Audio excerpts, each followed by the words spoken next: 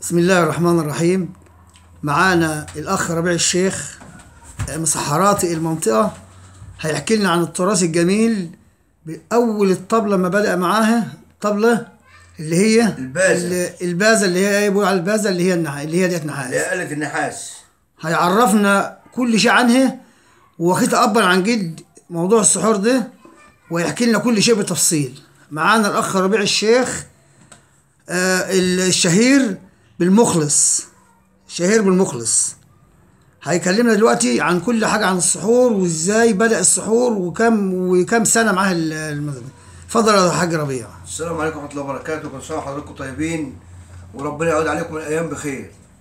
إلى كل حبايبنا وأصدقائنا بالصلاة على سيدنا النبي، احنا متورثين الآلة ديت أبا عن جدا، فهادم التراث القديم يعني بالصلاة على سيدنا النبي من فوق قرن السنين. فأنا كنت مع أبويا الله يرحمه، وكان والدي متورثها عن جدي، وجدي كان متورثها عن أبوه، واللهم صل على سيدنا النبي. فاحنا بنتورثها وراثة عادية، مش شغل إيه، اللهم صل على سيدنا النبي، إن هي مرزقة ولا حاجة. احنا واخدينها كده يعني حاجة يعني منها لله سبحانه وتعالى. فسواء في أمطار سواء في أي حاجة احنا بنطلع يعني اللي بنقف على باب حد، ولا واخدينها ايه تجاره زي بقت وسيله الناس بتاعت الايام دي. فبالصلاه على سيدنا النبي، فديت كانت تراث من ادنى الادن، وراثه ابا عن جدا، فاحنا متورثينها. وهذا ده من ادنى الزمان. صلى ربنا على سيدنا النبي، دي كان لها زمان حكايه، وكان لها معنى طبيعي غير الايام اللي احنا فيها.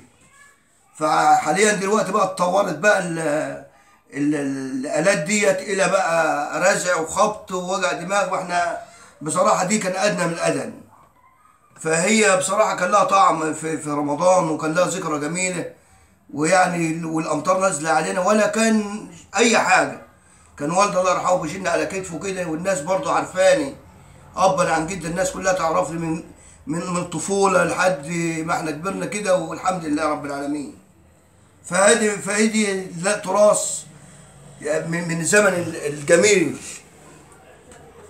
ده تراث من الزمن الجميل اللي بتخلي فيه طعم لرمضان. خدت بال حضراتكم؟ فده حاجه بصراحه يعني حاجه مشرفه لينا، واحنا تاج على راسنا الحاجه دي بصراحه. ولا الموقف اللي كان بيحصل مع جدك يا حاج ربيع؟ كان الموقف بيحصل مع جدك الكبير اول مسحرات في البلد، هو ابويا كان اسمه ايه وكان بيعمل ايه وكان اسمه الحنفي الشيخ، ووالدي اسمه الحاج عبد الحميد الحنفي الشيخ. فكل الناس الحمد لله عارفينه بترقياته بكل حاجه، باحترامه للناس، وكان محبوب في وسط الناس الله يرحمه ويسامحه.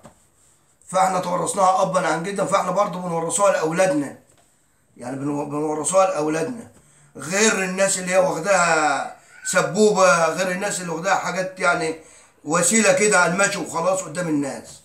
فانا الحمد لله بمرض الله كده ماشيينها وراثه ابا عن جد بالصلاه على سيدنا النبي. سمعنا صوت الطبل، الرنه بتاع زمان يا حاج ربيع. دي رنه زمان حلوه، ولها طعم كده، ولها لذه رمضان، وكان في بهجه كده فيها بصراحه غير الايام اللي احنا فيها دي.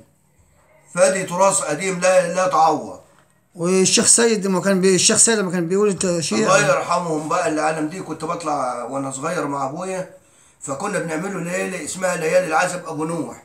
فناس كتير قوي قوي قوي من يوعى لها قوي قوي قوي من ادنى الادم، ما كناش بنسيب ولا بيت في قلب متشاله تما. فانا كنت طفل صغير وبروح مع والدي الله يرحمه، وبنعمل الليالي بالطبله الجميله دي.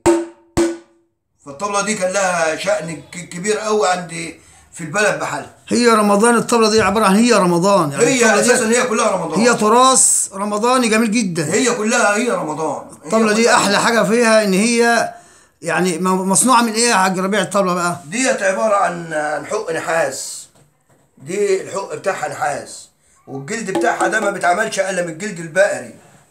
ايوه، يعني من جلد البقر، لما ملح بيبقى عادب عشان تدينا الصوت الرنين الحلو ده. فلا هي شكليات وبسم الله ما شاء الله، هي رمضان. تمام. ومين اللي بيشدك الطبله بقى ديت؟ انت اللي بيشدها انا ولا اللي ايه؟ بشد كل الحاجات دي على بتشدها ازاي بقى يا حاج ربيع؟ حضرتك احنا بنجيب الجلده ديت من على ابوها يعني، وهي لسه طريه. فاحنا بنقعد نشدها ونقعد بقى نزوق فيها كده زي ما انت شايف حضرتك كده. فدي حاجه تراث بسم الله على سيدنا النبي، لا تعوض عن الايام كلها. تمام يا حاج ربيع، متشكرين على الكلام الحلو ده الجميل ده، وحي الناس ويقول لهم سلام، كل عام وانتم طيبين. كل سنه وحضراتكم طيبين، ورمضان كريم عليكم جميعا.